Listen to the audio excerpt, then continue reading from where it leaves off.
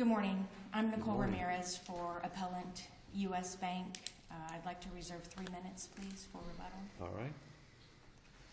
May it please the court, we'll keep with the theme of mortgage foreclosure here this morning. The bank is the appellant in this case, seeking reversal of the granting of the borrower's summary judgment, which also dismissed the action. Especially given the fact that the borrowers did file an answer and did not raise the issues that we'll be discussing in the affidavit.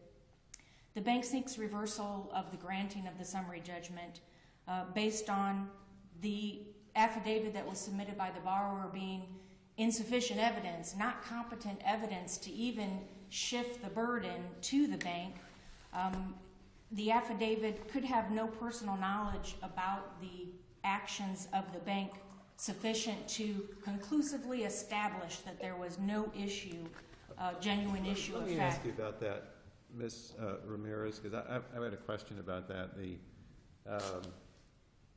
The affidavit that says that there's a branch within 200 miles, let's just say might be questionable, but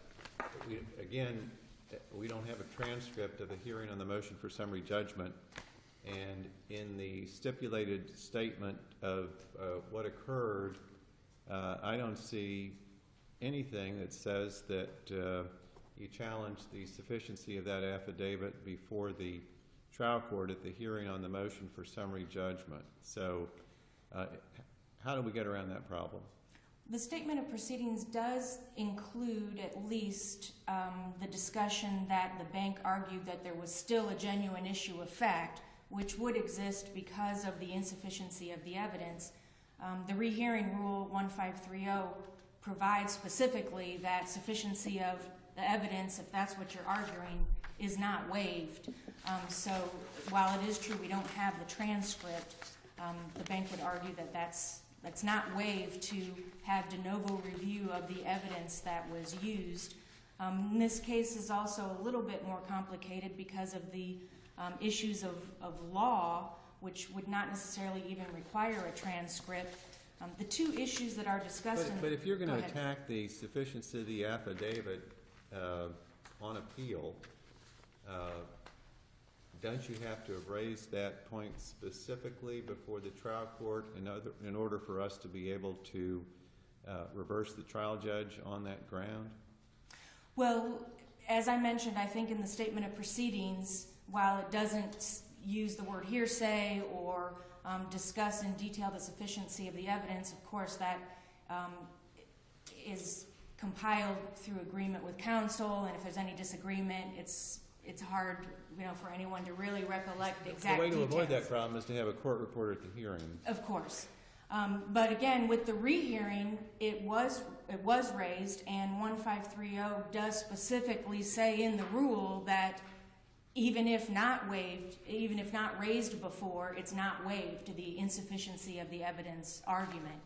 In this particular instance, the affidavit concerned things that the borrower could have no personal knowledge of. Things in the affidavit regarding, for instance, the face-to-face counseling. She says, or the borrower says, I never participated in the face-to-face. Okay, you can have personal knowledge of that. Did you move to strike the affidavits? We did not move to strike the affidavit. Okay, so if you didn't move to strike, then paragraph 2 alleges, whether it's sufficient or not, or personal knowledge or not, the plaintiff has a branch within 200 miles of the property. Why didn't the bank just say, no, we don't, in an affidavit? And then, paragraph 4, the plaintiff does admit, I have not yet initiated discovery. And we all know if there's an argument that discovery is incomplete, summary judgment cannot be granted. The bank did not even assert that discovery is not complete. So it seems to me that despite arguments about the sufficiency of these affidavits, the bank did not file affidavits specifically challenging or opposing these allegations. It is true that there is no opposing affidavit to the 200-mile. That's not the only part, though, that makes this affidavit insufficient, even without the bank refuting it. It was not the bank's summary judgment hearing, of course. This affidavit was filed at the exact 20-day time, and the bank did provide an opposition, not necessarily an affidavit. There is an affidavit regarding the default letter already in the record, and that could provide information about who was billing and collecting regarding the 559-715 issue. But regarding the face-to-face issue, besides just the 200 miles, there's also statements that the borrower just could have no personal knowledge, even if the bank doesn't come and refute it. Just like in paragraph 4, where it says, I don't think they have standing either. Well, we can file an affidavit saying, yeah, we do have standing, but we weren't there with our proofs to prove our case at that time. We're opposing this. The other statements that wouldn't really require an affidavit, that the plaintiff refused to offer. Well, the borrower can't really testify, is not really competent to talk about what the bank did. The borrower doesn't even say that they did not get the notice or receive something. The borrower says that the bank refused, that no letters were provided, no phone calls were made. It doesn't even say were made by who. Is the borrower saying they made phone calls? Is the borrower saying that the bank did not make phone calls? See, Ms. Ramirez, and I guess this is where, to follow up with what Judge Sleet said, this is precisely when you have an affidavit that way, that's where the bank ought to have either moved to strike or move for it some sort of ruling by the court that this is insufficient to follow what Judge Wallace said, but to simply not just say anything and let it proceed through, that for me is a bit problematic. There was an opposition which provided bank records, not with an affidavit, that is correct, but bank records regarding the bank locations.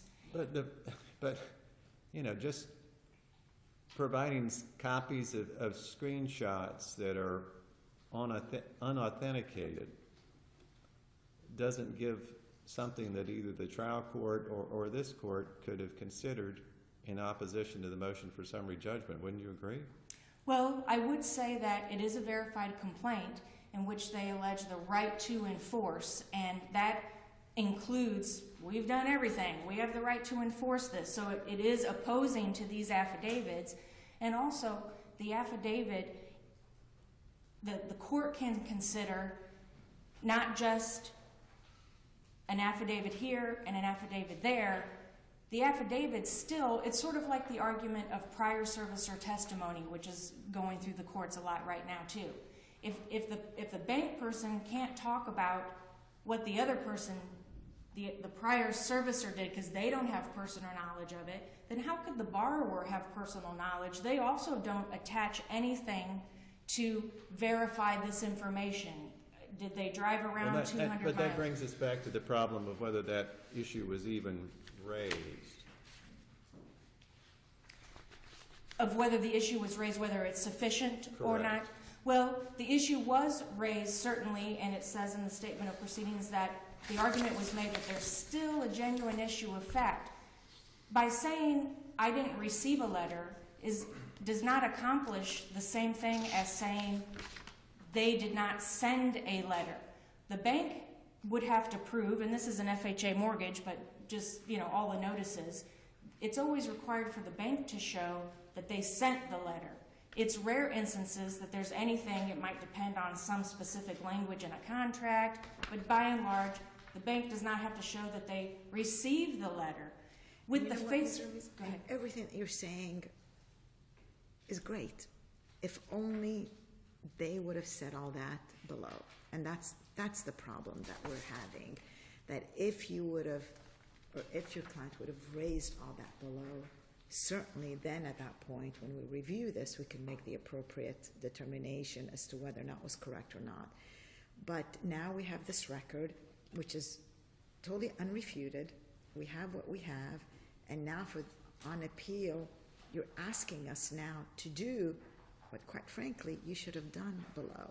And that's the problem. So we're not here to argue with you as to the premise that you're saying. We're just concerned that with this record here, you should, your clients, I'm not saying you, your clients should have made all that below. It still is an issue of law. The sufficiency of evidence is an issue of law. And in 1530, it specifically says you can still raise that, and it was raised in the rehearing motion. You can still raise it, even if you didn't raise it before. There's case law talking about lost note cases where it even goes to trial, and they don't raise at the trial any objection about you didn't offer enough for lost note affidavit for the lost note testimony that's required. And that got overturned. They were still allowed to raise it. I don't have that case site there right in front of me, but there are cases that you can still raise that even if it wasn't raised below. And that's with a transcript right there. That's with a whole trial.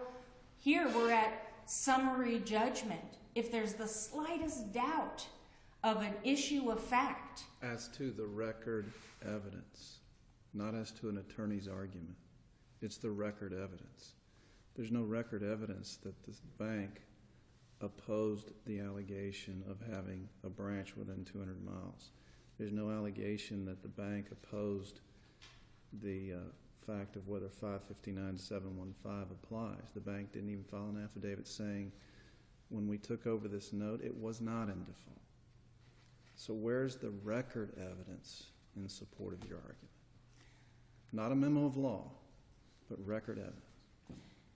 The record evidence would include the verified complaint. It is verified. It does have the right to enforce. The affidavit of the default letter shows an issue of fact about that notice of assignment.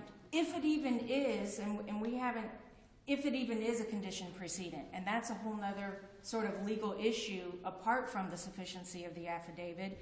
There is a case that was the Knight case, which is very similar. It does not concern specifically the face-to-face requirement. Appellate filed the notice of supplemental authority and referenced this case, Knight case.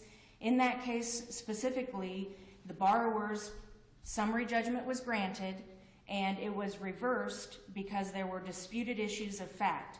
Now, in this case, the bank did file answers to interrogatories, so it would sure make our argument here today a lot stronger if we had something like that. I fully recognize that. But when the judge is looking at the whole totality of the record, affidavit versus affidavit, just like in the affidavit where it says, I don't think they have standing, it doesn't make it sufficient, it doesn't make it true just because they say it. So because of the 20 days, even the summary judgment rule, 1510, okay, it complied with exactly the 20 days, but there are other sections which... you keep saying that this was just 20 days, and somehow that makes a difference. But if you needed more time to get affidavits, I assume you could have asked for it and got a continuance of the hearing so that you could have gotten opposing affidavits from the client or witnesses or whoever. But there's nothing before us to indicate that happened either. It is, in best case scenario, we could have moved that, and that would have been good. But that also ignores whether any of these are even legally sufficient defenses to even shift the burden. If the affidavit submitted is so insufficient that it doesn't even shift the burden to the bank, it would make the lower court's judge a lot easier when he says, okay, affidavit versus affidavit, genuine issue of fact. This did require a closer inspection of the affidavit. Say the bank was moving for summary judgment that day, and the affidavit that was filed, it's kind of in the form of it could prevent our summary judgment because it raises these issues. These were not raised as defenses. They were already waived. Even if the bank submitted an affidavit, the bank would not be capable of submitting an affidavit that said these are waived. That would be a legal argument. So there were many more arguments to make to go in and say We'll argue that the affidavit is insufficient. We could not get an affidavit in time. That would have helped. But still, the borrower, when they're providing affidavits, they need to have some personal knowledge of what they're talking about. And it's not just the 200 miles. Even when they say they reside in the property, that's an issue of fact, because do they reside on the day they signed the affidavit? Or was it that they resided there when the action was filed? When were they supposed to get this face-to-face? The exceptions that apply to the HUD regulations are actions that the bank would do that the borrower could not have personal knowledge of. And within that 20 days, if the bank could have gotten their case together that fast and been ready to argue their standing, you name it, this was initially a motion to dismiss, four corners analysis of the complaint. And there is no cases out there that say, including the form of the Supreme Court, that talk about the conditions precedent that are necessary.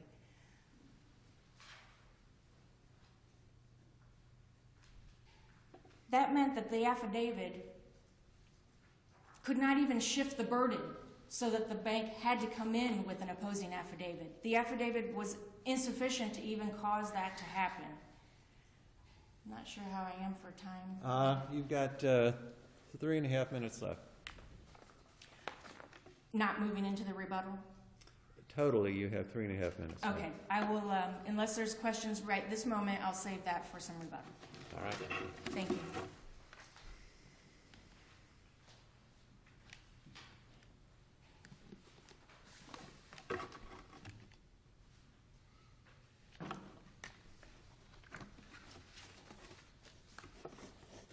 Mark Stopa, may it please the court.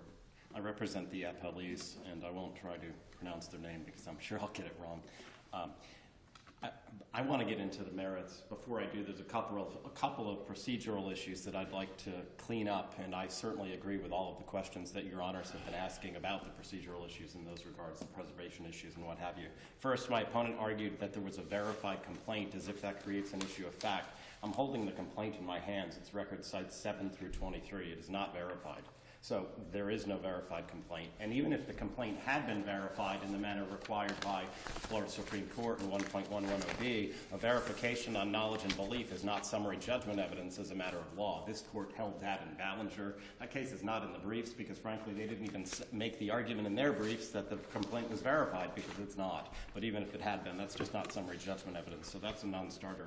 My opponent also, to answer your Honor's questions about how they could get around their lack of preservation in the absence of a transcript, tried to cite 1.530, and she referred to some cases she couldn't remember the cites for about lost note counts, and you can raise the issues for the first time on appeal. That's Rule 1.530E, where you're challenging the sufficiency of the evidence at trial in a non-jury trial. The case that she refers to is called Correa. I remember it clearly because I was the prevailing appellant's counsel. That case says you can challenge the sufficiency of the evidence for the first time in a non-jury trial on appeal. There's nothing that allows you, and they cite no cases that allow you to argue for the first time on appeal the sufficiency of a summary judgment affidavit upon which a summary judgment was granted. They have no case law to get around it. They have no argument to get around it.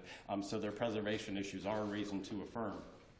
The preservation problems are a reason to affirm. But I also think that you should affirm on the merits, and it may sound odd for me to ask you to write a written opinion when I'm the appellee affirming as opposed to just PCA, but I think that we need some appellate court guidance on these issues on the merits here. On this face-to-face counseling issue, I submit that not only is face-to-face counseling the law and operates as a condition precedent in an FHA mortgage. One, it is the law, and two, it should be the law. Well, and I'd like to explain why both of those are the case. First, it is the law. I filed a notice of supplemental authority from the 4th DCA because it came out after my answer brief. The Knight case, that decision makes clear, okay?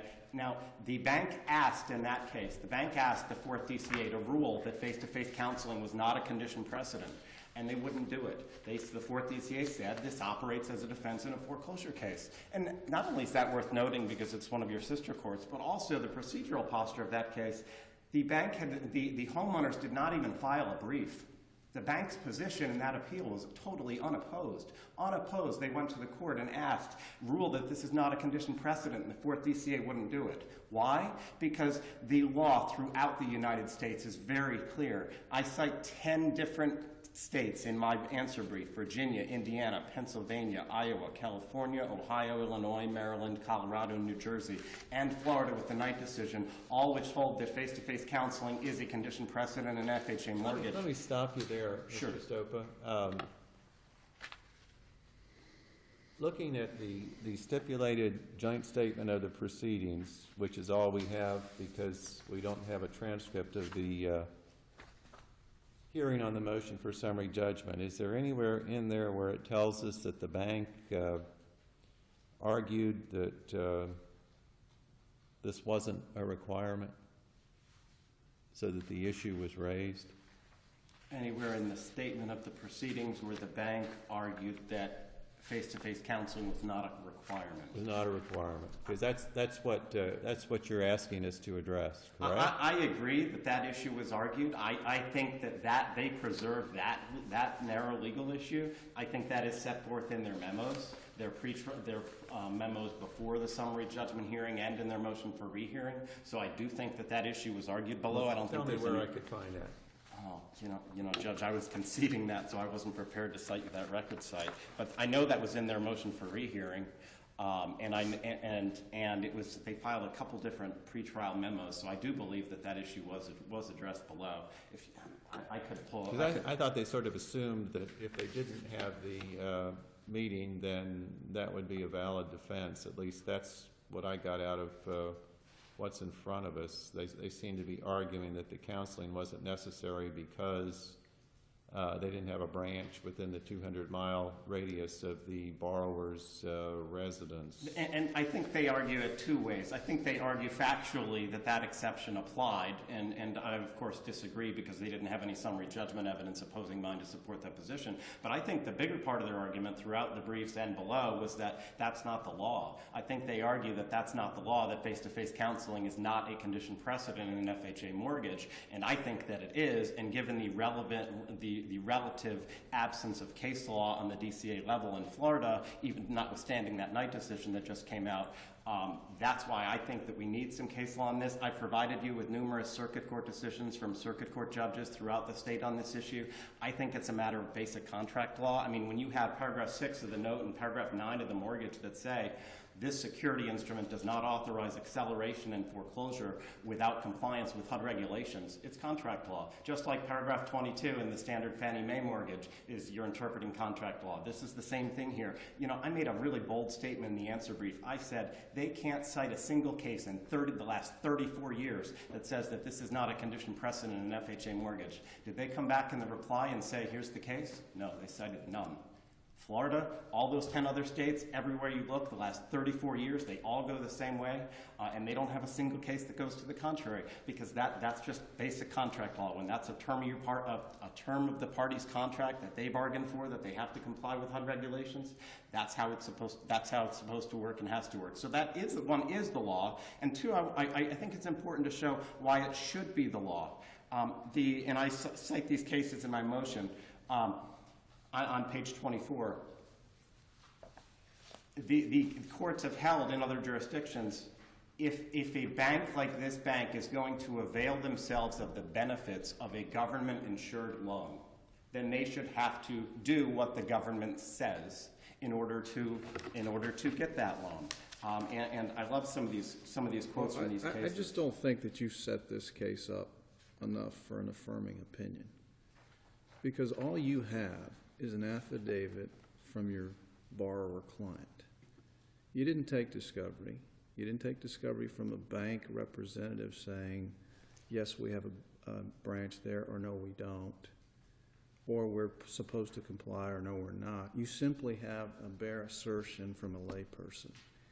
And that's the only record evidence as to whether 24 CFR applies. Any legal argument not memorialized in a transcript is not before us. And I'm certainly not going to complain if you just decide to PCA. I mean, certainly think that's an appropriate result. But I mean, our affidavit does say, based on my personal knowledge in paragraph 1, and then something like, when you say it's based on your personal knowledge, you can say whether a branch is within 200 miles of your property. She lives in the property. She knows where a branch is located. So that was certainly appropriately. I don't understand what you just said. How does she know where a branch is located? Because when it's based on your knowledge, you drive there, you've been there, you've personally been inside. I mean, I think... Well, okay.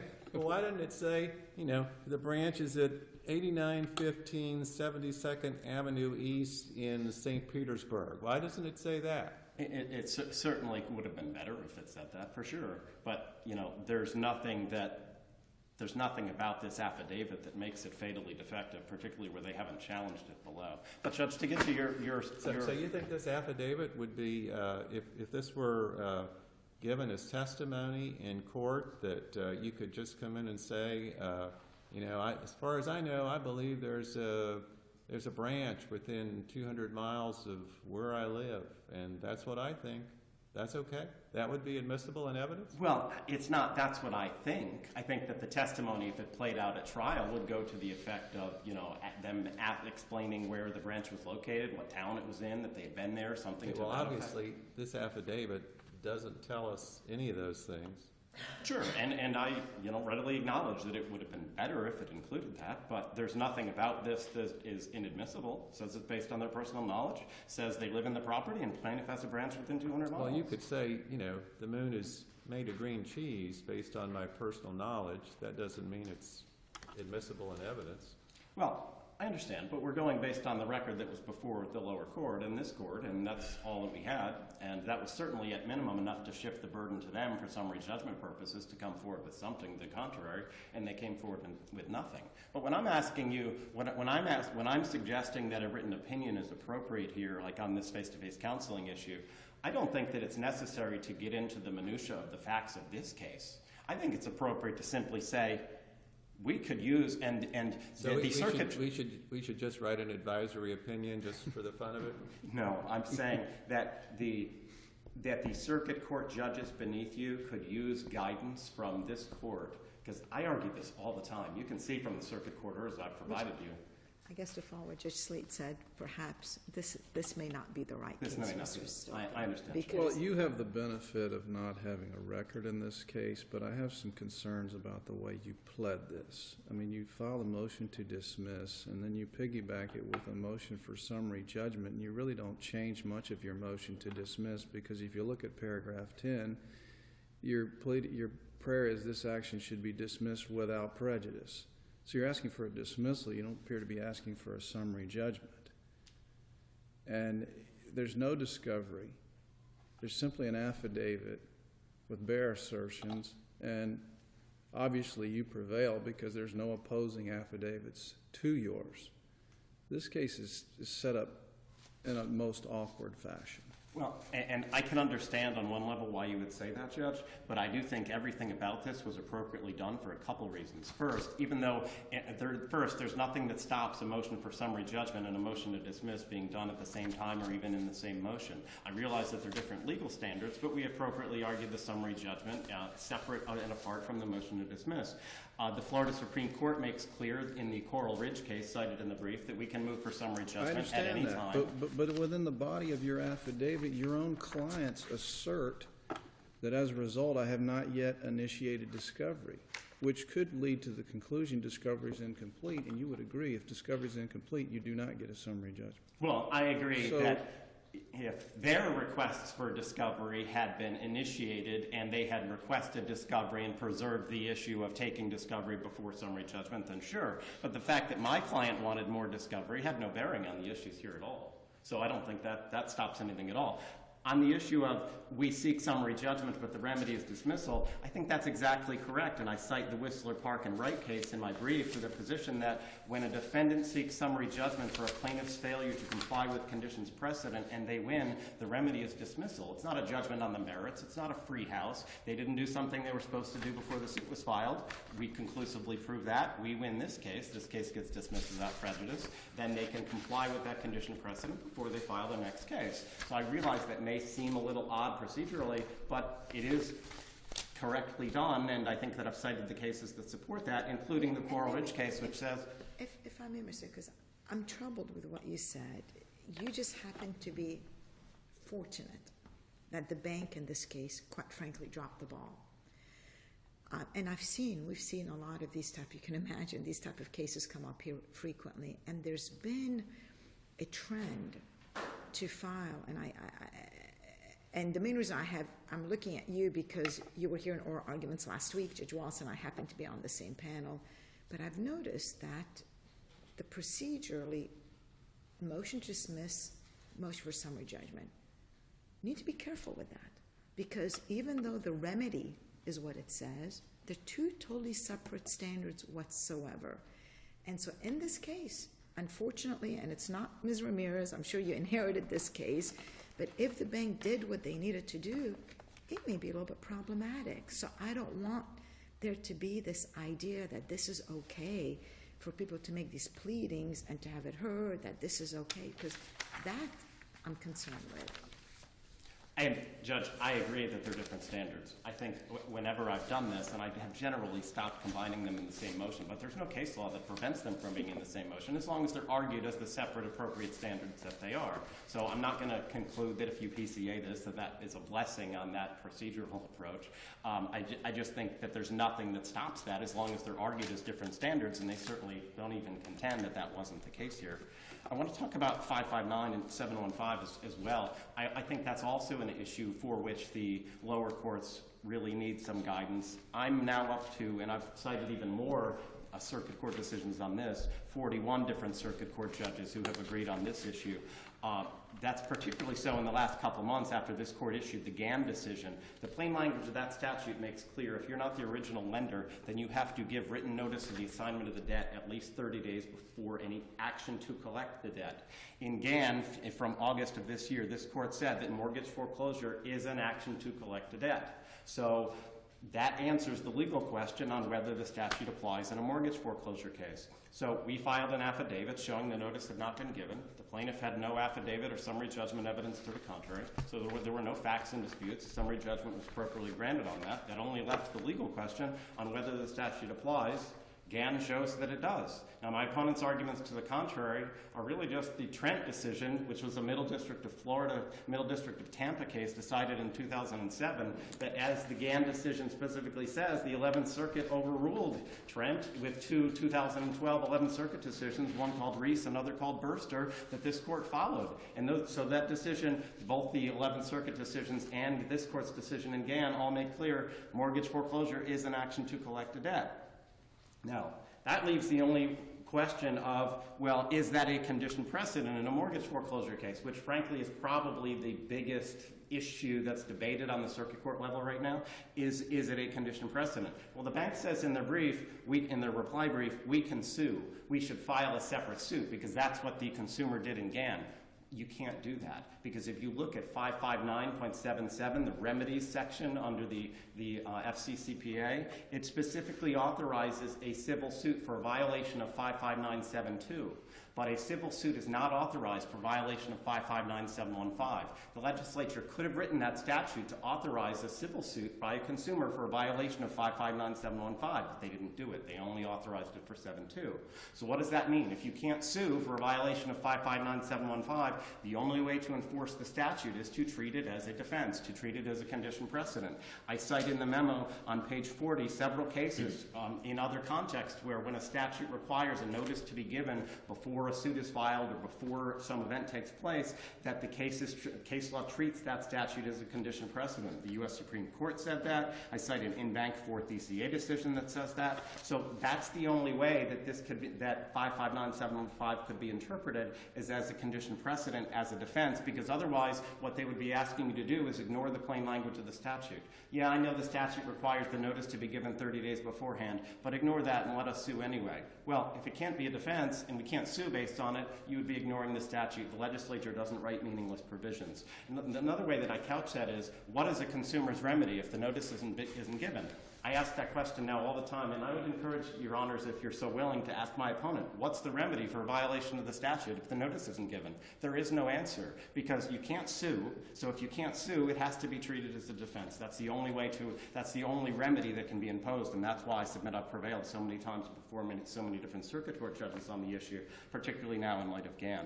I also note that my opponent talked about the issue of sent and whether the notice is sent. 559715, that statute requires the notice be given. We filed an affidavit showing that the notice was not given. That affidavit was hence directly on point. The legislature could have written the statute in a manner that required that the notice only be sent. They didn't do it. They required that the notice be given. So when we file an affidavit showing the notice wasn't given, that is directly on point. It shifts the burden to them to file something showing that the notice was given. They filed nothing in that regard. They designated no summary judgment evidence. They had nothing opposing what we filed at all. So I think that the 559 issue was a second appropriate basis on which to grant summary judgment, the first, of course, being the face-to-face counseling and FHA. I think that many of the procedural arguments that my opponent tried to raise are simply not preserved based on the record below. They never they never requested a continuance. They argued that the pro se letter that my client filed did not preserve the conditions precedents arguments at all. But not only did they not raise that below, that argument is wrong, and I cite cases in the brief showing that that is not an answer as a matter of law. That's simply a letter, and they have no cases to the contrary on that. What was filed was simply a letter and not an answer. And even if that weren't the case, they didn't preserve that argument at all. There's nothing in their memos or anything else showing that they did. Their complaints about the affidavit being hearsay or not sufficient were not argued at all in any briefs or in any way. No transcripts. They don't have anything showing that they complained about that in their argument around that based on 1.5. Mr. Stopa, you've got 30 seconds left, sir. You need to wrap up. So, Your Honor, for all these reasons, I submit that the order on review is appropriately affirmed, either based on the face-to-face counseling or 559 or both. Thank you. All right. Thank you. Ms. Ramirez, you have 3.5 minutes left for rebuttal, ma'am. Thank you very much. To answer a couple of the questions that were asked before, there was a verification to the complaint filed later. This complaint was filed during that time when it was kind of in question. Does it have to be attached? Does it require it at all? That type of thing. So there was a verification filed later. And then to also answer the questions about what was specifically in the statement of proceedings, it is included that the plaintiff argued that 5597115 was an insufficient defense. And I know there's a lot of discussion out there about the cases that talk about that, including the Gong case. Those all involve separate actions and talk about foreclosing a mortgage could be debt collection activity. No one ever has come out to overrule Trent or to say that the filing is the activity. It always concerns the phone calls around it, the letters sent in addition to it, or attached to the complaint against law firms and that type of thing. So it's still not really, it's still a question whether it is a legal defense. Also included in the statement of proceedings was only the argument that the plaintiff had a branch office within the 200. It was not addressed that was a legally insufficient defense in the statement of proceedings. That was one of the questions. And especially with the Knight case coming out, it specifically holds that a noncompliance with the HUD regulation may be asserted as an equitable defense. So just to clear that up, also the summary judgment rule, it does allow the court to continue a hearing if it felt that further affidavits would be required. That's right within the rule. Despite not having an affidavit to say, nuh-uh, you can't say these things, you don't have personal knowledge, it's still an issue of fact. The legislature in the 5597115, for instance, If they didn't provide a remedy, then the legislature didn't provide a remedy. There are other statutes where it comes right out and says, this is a condition precedent. The libel slander statute, that's 770.1. This is a condition precedent, the notice. It comes right out. The legislature states it, so they don't include it in the 715 section. Also, in 50198, there's a condition precedent of providing notice for actions against motor vehicles. The legislature comes right out and says that, so it's not so clear. Also, in the, I wanted to point out that in the summary judgment rule, the affidavit that's submitted, it says that it has to be made on personal knowledge and that it shall affirmatively show that the person making the statement is competent to testify to what they're saying. So whether it was waived, whether it was raised, it's still a matter of law that the bank would argue could still be reviewed by the court. Any more questions? Thank you. All right, thank you both.